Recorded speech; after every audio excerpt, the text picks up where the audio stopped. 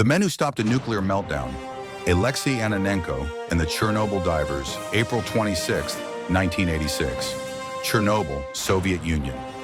At 1:23 a.m., reactor number 4 at the Chernobyl Nuclear Power Plant exploded. The worst nuclear disaster in history had begun.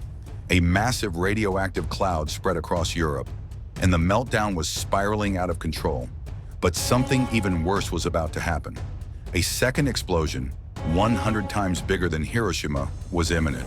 The reactor's burning core was melting through the floor, heading toward a huge pool of water beneath the plant. If the lava-like radioactive fuel touched the water, it would cause a thermal explosion, vaporizing millions of gallons of water and releasing radiation that would make most of Europe uninhabitable for centuries. The mission, a suicide dive into hell. The only way to stop the catastrophe? Someone had to dive into the flooded basement of Reactor 4 and manually open the release valves to drain the water. The problem? The radiation levels were so high, anyone who entered wouldn't survive. But 3 men stepped forward.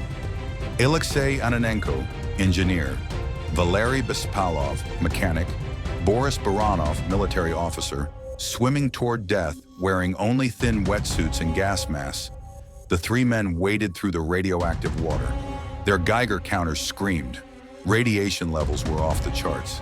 Their flashlights started failing in the dark, toxic water. One wrong move, and they would be boiled alive. Finally, they found the release valve. With their bare hands, they cranked open the valves, draining the water and preventing a second explosion. They saved millions of lives. The 3 men were expected to die within days from radiation poisoning.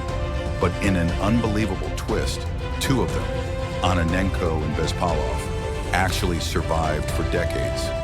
Baranov sadly died in 2005, but the other 2 lived far longer than anyone thought possible. 3 men, 1 mission, millions of lives saved.